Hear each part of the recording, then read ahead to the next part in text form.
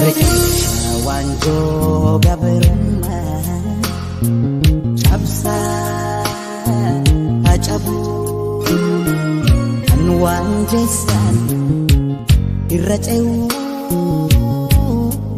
Chabsa hachabu Alo taduranga gae amma duguguf ya'u Japsa, japsa, japsa, hajabu.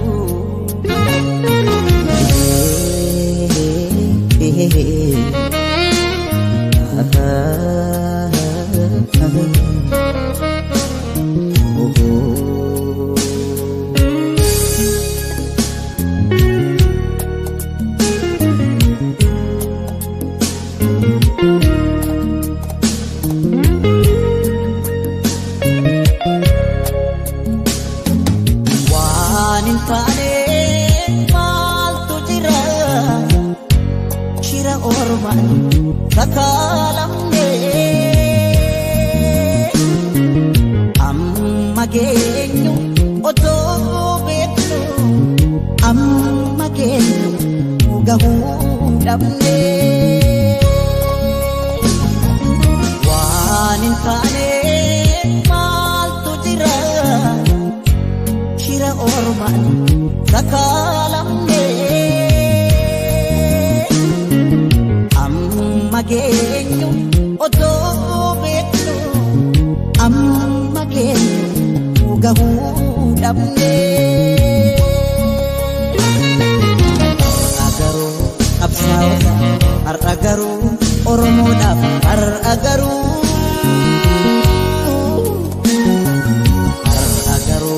barangota ar agaru oromo dab ar agaru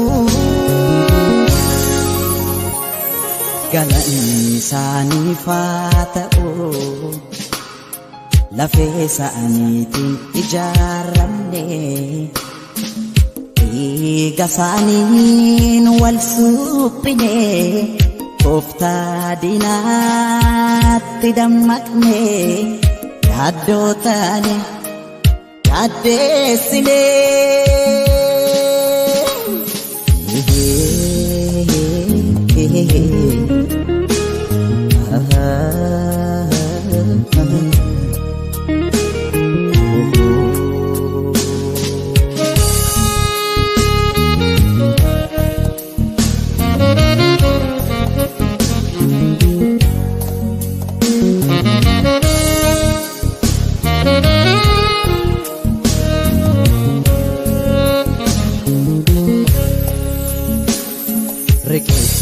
wanjo gabruma Chabsa hachabu Anwanjesan irraceu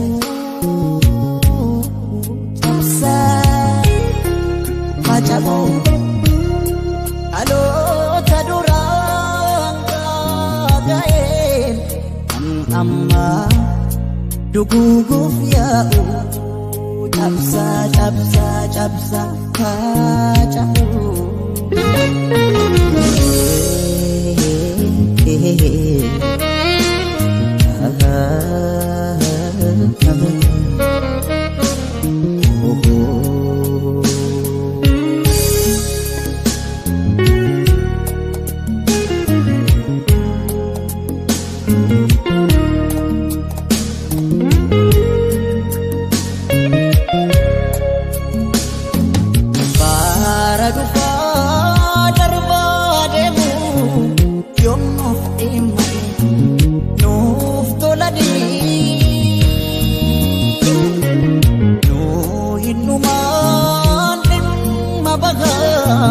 Dikkatane nuti esani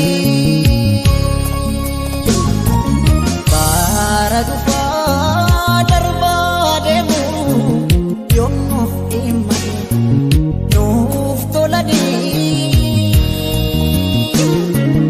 nu hinnuman mabaga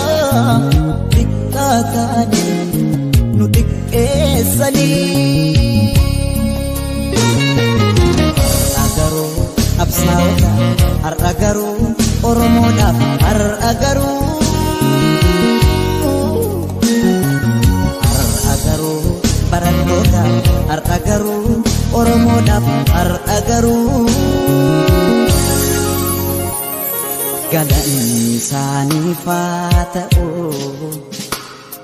lafee isaaniitiin ijaaramne dhiiga isaaniin wal suphine Kooftaa diinaatti dammaqne yaaddoo taane yaaddeessine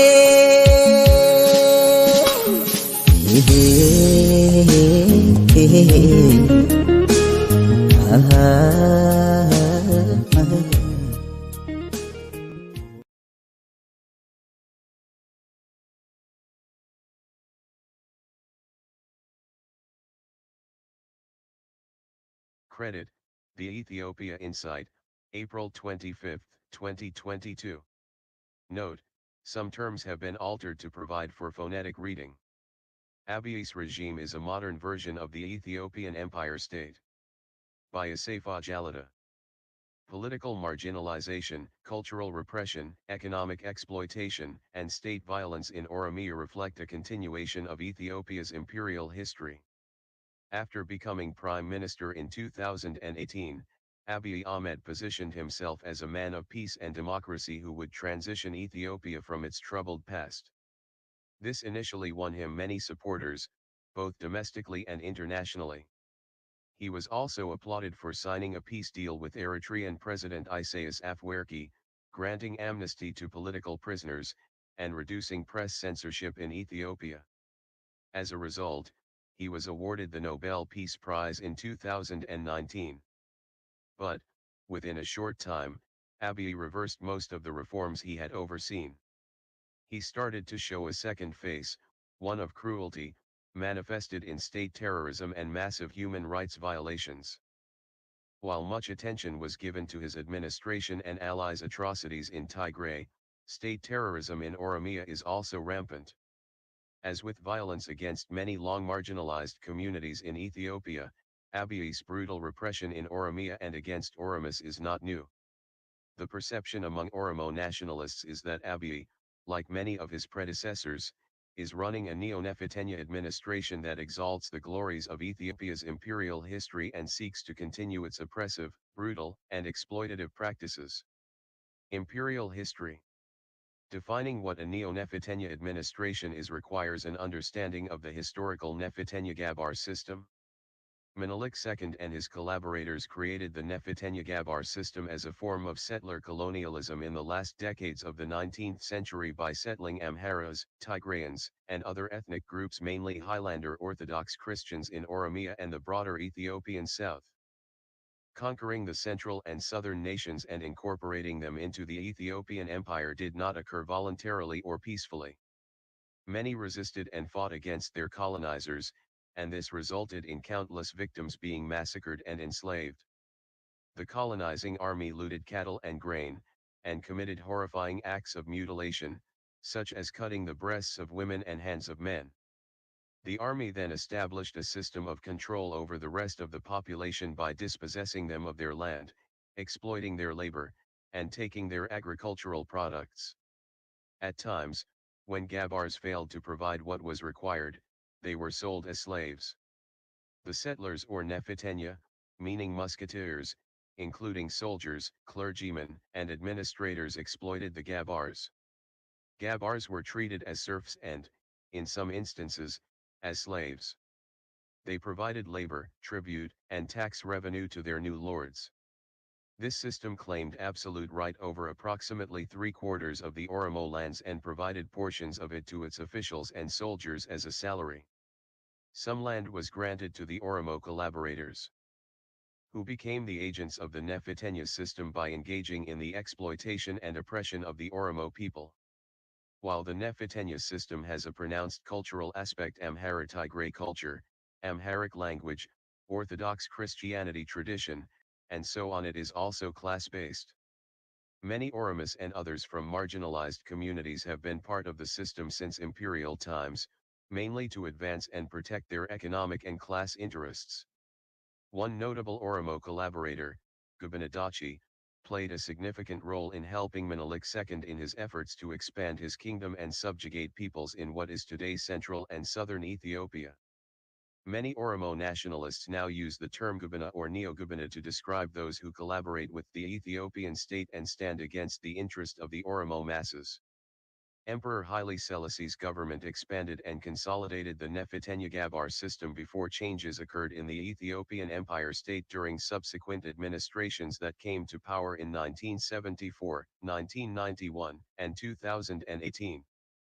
Although the 1974 revolution nationalized land and changed the status of the Gabar in the central and southern regions, the fundamental nature of the state was not changed. In fact, the new militarized socialist state intensified the brutalization of marginalized groups, including Oromus. The same is true about the change of government in 1991. Despite the T.P.L.F dominated E.P.R.D.F adopting multinational federalism, it largely existed only on paper. The E.P.R.D.F was never really committed to the self-determination rights that it gave lip service to.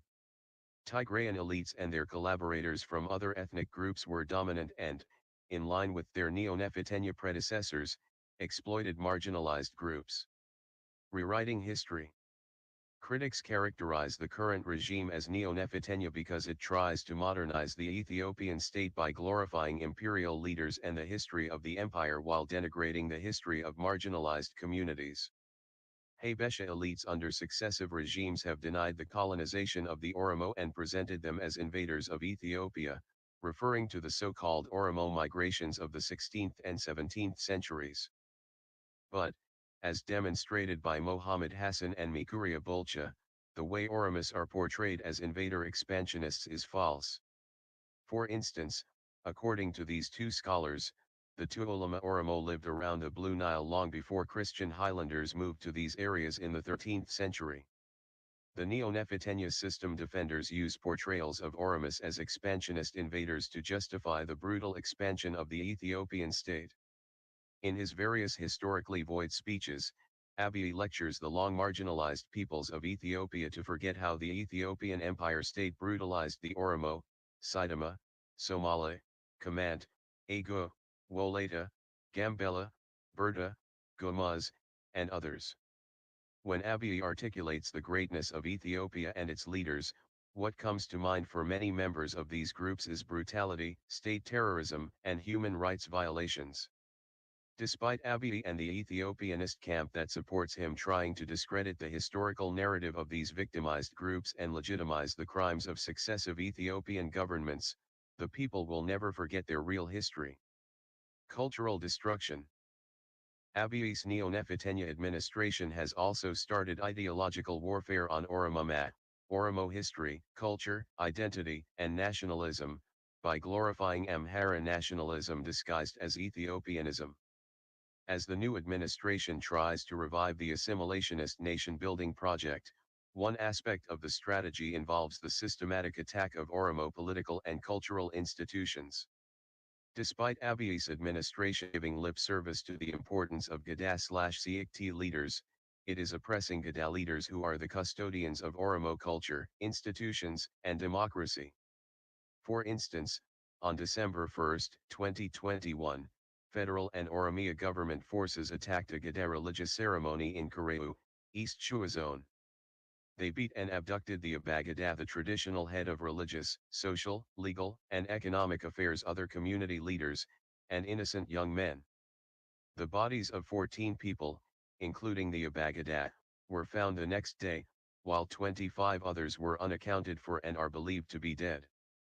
The administration has also intimidated and discouraged the primary Oromo civic institution known as the Makatu Olama Self-Help Association, MTA, from functioning in Addis Ababa, Finfani, and beyond. In August 2020, Diribi Damu's Boku, the president of the association, was beaten by government forces at his home in Birmaduu. State centralization. Abiy's government has been centralizing power in a way that is reminiscent of Ethiopia's imperial past. Abiy used his Oromo cultural affinity, the Kiro/Kari movement, and the Oromo Democratic Party, ODP, formerly the OPDO, to manipulate the EPRDF and become prime minister. Once he took power, he used the narrative of democracy, reconciliation, and transition to convince the wider public. These conditions gave him time to reorganize ODP under his total control and consolidate power by surrounding himself with loyalists and creating an alliance against the Oromo Liberation Front, OLF, Oromo Liberation Army, OLA, Oromo Federalist Congress, OFC, and Tigray's regional government, all perceived to be threats to his centralization plans. The Prosperity Party, created on December 1, 2019, was part of Abiy's scheme to centralize power. Like its predecessors, this administration has effective control over the country's political economy and uses the military, police, and other security forces to suppress dissent. Ethiopian prisons are now mainly filled with Afan Oromo and Tigrinya speakers, and the offices of many private media, such as the Oromia Media Network, OMN, are closed. Almost all top leaders of the OLF are in prison today, and its chairman, Daoud Ibsa, was released from house arrest only recently, while the OFC's leaders were in jail until a few months ago. This is part of a long history of targeting any community and its leaders that refuse to submit to the center.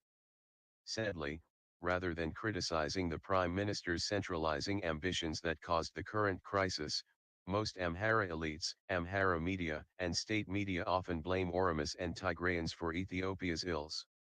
Economic exploitation. Abiy's government has continued the policy of land dispossession from farmers and pastoralists in Oromia and the other colonized regions. In an impoverished country like Ethiopia, any wealthy government official has become rich by commodifying public resources, such as land, particularly in Oromia and other areas in the fertile south. This has enabled Abiy to buy those elites who are ready to sell themselves to accumulate wealth and enjoy a luxurious lifestyle at the cost of impoverished people. Abiy understands this neo-patrimonial system and uses it effectively to ensure loyalty. There is, for instance, a high degree of corruption in Ethiopia's land administration. It has been estimated that a third of Ethiopians have paid a bribe to land administration officials engaged in forgery practices, thereby illegally assigning themselves some 15,000 titles. Owing to corruption in the judiciary, there is a lack of confidence in the ability of the court system to resolve land disputes and challenge regulations. Liberalization of the telecom industry is at the forefront of Abiy's plan, announced in 2018, to privatize several sectors, including sugar, railways, and industrial parks. Abiy and his agents have since merchandised land and public institutions, such as Ethio Telecom, to the highest bidders' funds that now help finance the wars in Oromia and Tigray. Abiy and his officials have silently continued the EPRDF's Addis Ababa master plan by dispensing Oromo land and destroying Oromo culture around Addis Ababa, Finfini. These economic practices are a de facto continuation of Ethiopia's imperial system. The land, labor, and resources of marginalized people, particularly in central and southern regions, are used for a violent nation-building project that seeks to destroy their culture and political autonomy. State violence.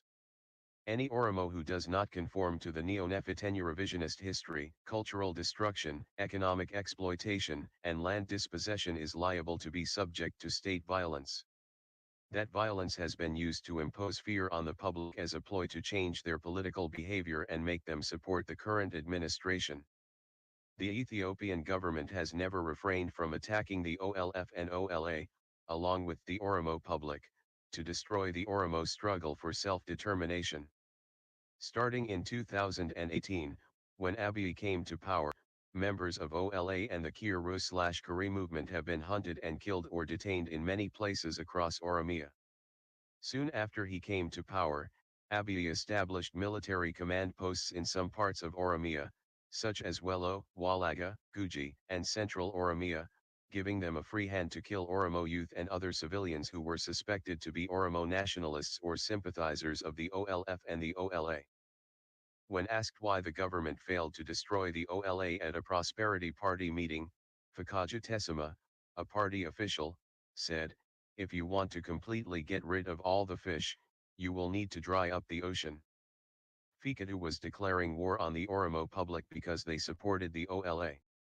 Having declared war on Oromia and the OLA, the administration massacred or imprisoned mainly Oromo students and farmers in Wello, Wolaga, Guji, Central Oromia, and other areas. The Prosperity Party system also seems to have given at least tacit support for Amhara Fano militias attacking Oromo civilians. Regional forces from Amhara, Somali, and other regions, and reportedly Eritrean troops, are now engaged in brutality against the Oromo people. Amnesty International notes, Ethiopian security forces committed horrendous human rights violations, including burning homes to the ground, executions, rape, arbitrary arrests, and detentions, in response to attacks by armed groups and intercommunal violence in Amhara and Oromia. Public executions have also taken place. On May 11, 2021, for instance, government forces summarily executed Emmanuel Wandimua, a 17-year-old boy, in daylight at a square in Dambi Idalo. Emmanuel was accused of being a member of an assassin group named Abatorbi and was killed without due process. These actions are intended to terrorize Oromo so that they abandon their struggle for self-determination. But the opposite is happening across Oromia as Oromo nationalism has further developed. More and more young people have joined the OLA, and many support the fight for survival and freedom, including many youths who were part of the Kiru/Kari movement. Oromia's future. The current Neo-Nephitenya administration has left no room for the peaceful Oromo struggle that brought Abiy to power in 2018. Abiy and his supporters are now determined to destroy the OLF, OLA, and the spirit of Oromo nationalism. At this historical juncture, the Oromo people have one of two choices: either join the struggle to achieve sovereignty and democracy or continue to be persecuted by Abiy's Neo-Nephitenya administration, which is trying to eliminate all Oromo descent by killing and detaining Oromo nationalists and their leaders.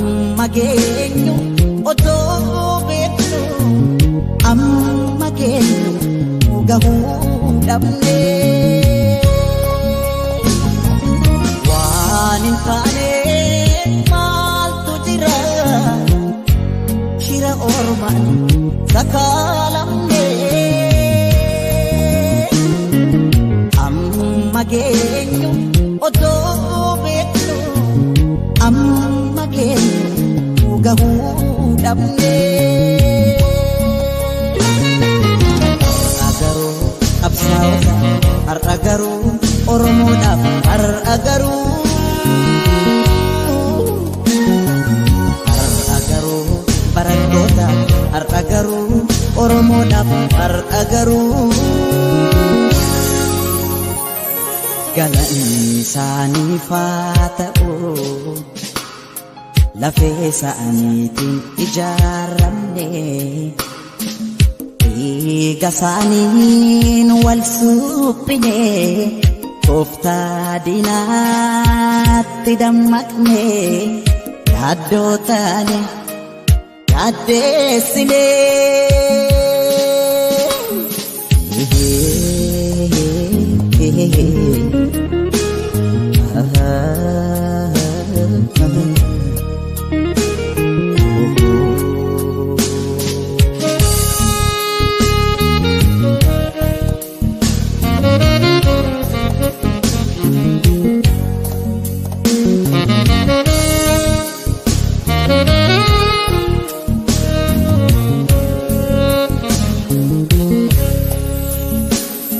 Rikicha wanjoo gabrummaa cabsaa hacabuu kan waan jeessan irra ce'uu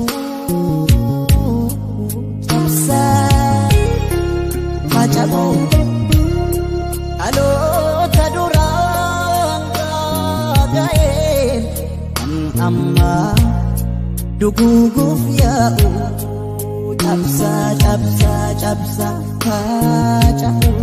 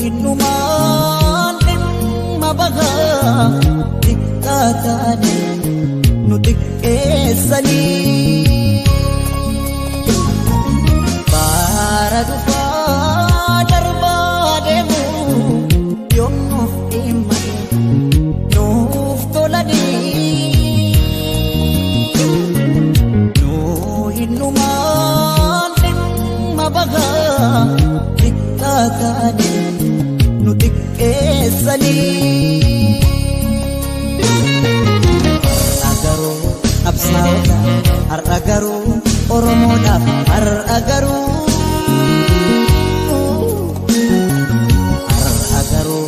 barattoota har'a garuu Oromoodhaaf har'a garuu galanni isaaniif haa ta'u. Lafee isaaniitiin ijaaramne dhiiga isaaniin wal suphine tooftaa diinaatti dammaqne yaaddoo taane yaaddeessine.